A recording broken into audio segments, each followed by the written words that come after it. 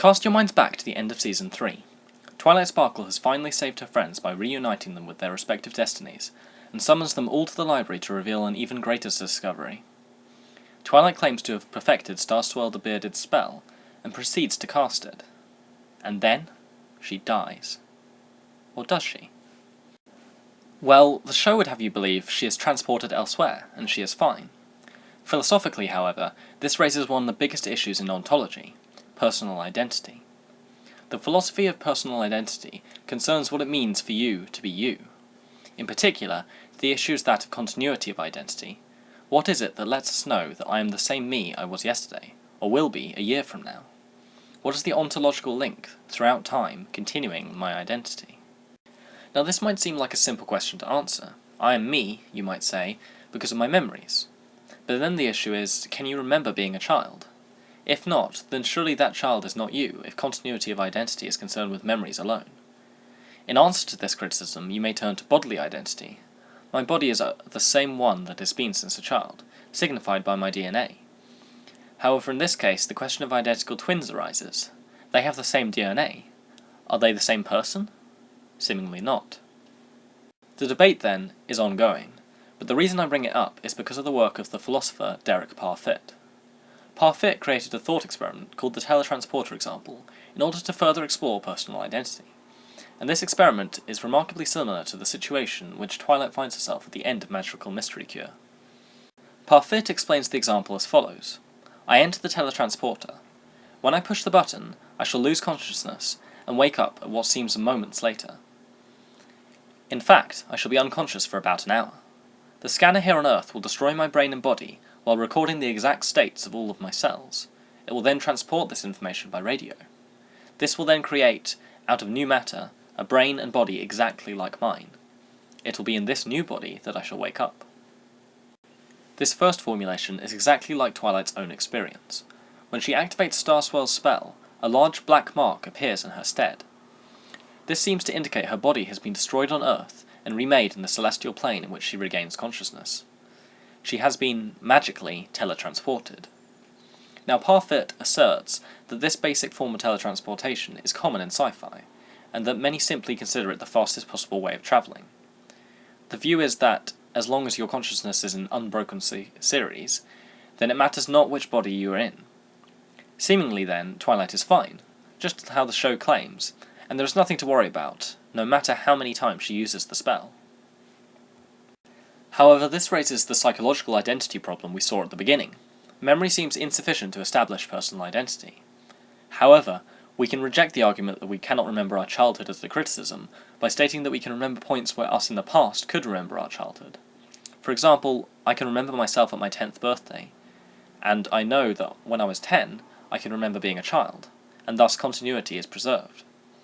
Unfortunately, an even bigger issue is raised by such a view of personal identity, and this is pointed out in Parfit's second branch line formulation of the example.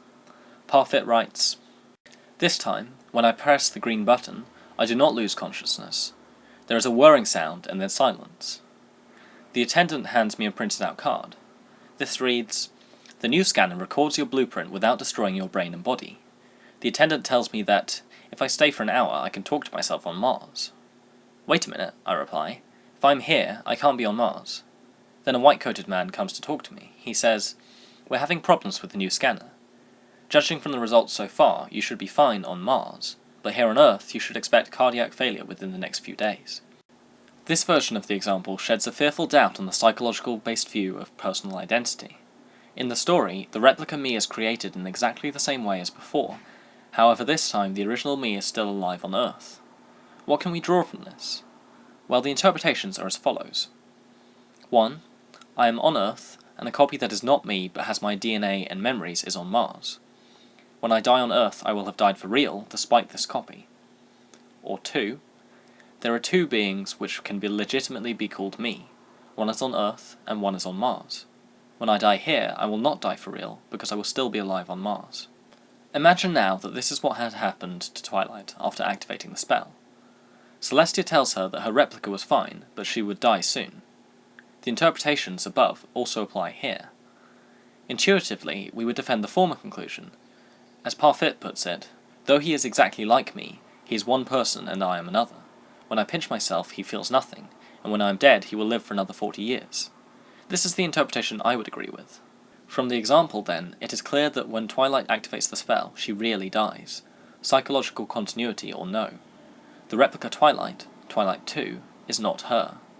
Worse still, this replica to one degree is then replaced by the alicorn body of Twilight, Twilight 3, a copy by 2 degrees, and finally, a second alicorn, Twilight 4, when she is retransported to Equestria.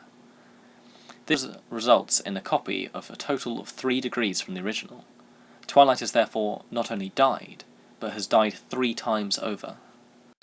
Before we give up hope, however, there is a counter-argument which preserves our beloved bookworm and the logic of the show. This is the second interpretation of the teletransporter example, which Parfit himself argues for. Firstly, Parfit draws our attention to the difference between qualitative and numerical identity. Qualitatively identical things are those which have exactly the same features but do not occupy the same space.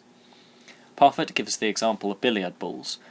If I see a white billiard ball and paint it red, then it is no longer qualitatively identical with itself in the past, but it is numerically the same thing.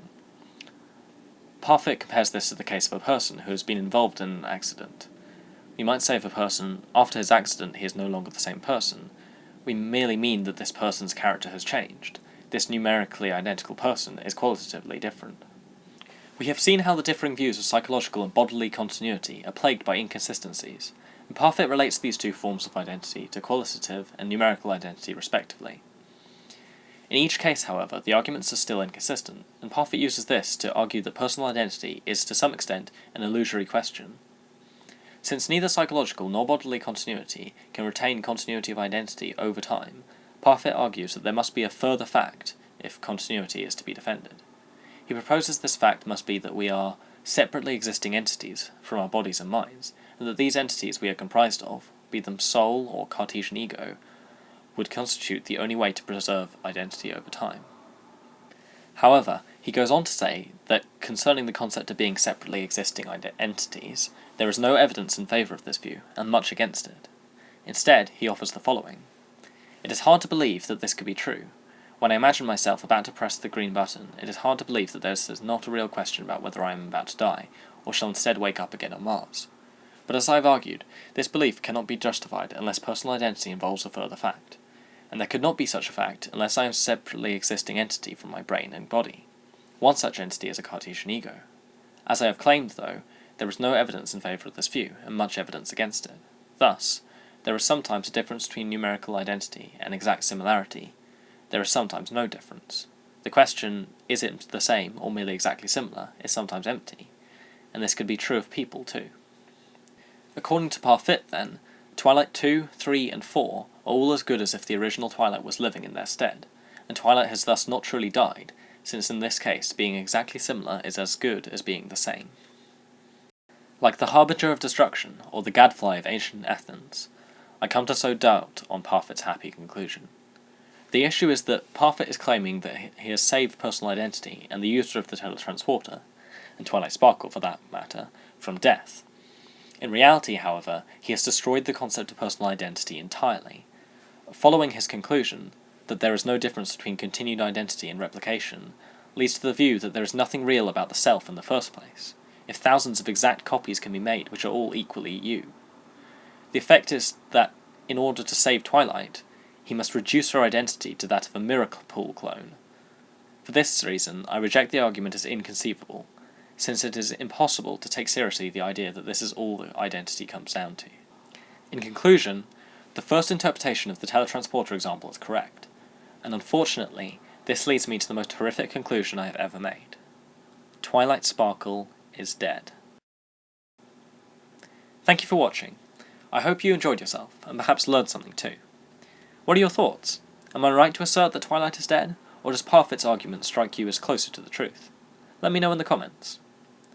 Until next time then, this is Nightsphere the Gnostic. Goodbye. Wake up now and see the truth. I'm here to show the world to you the way it was meant to be. So follow your destiny. This twisted future isn't right. Let's bring the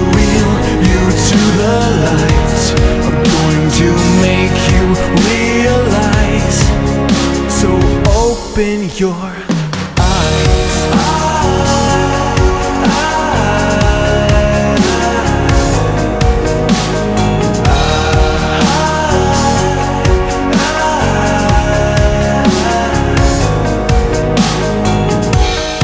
Wake up now and see the truth. I'm here to show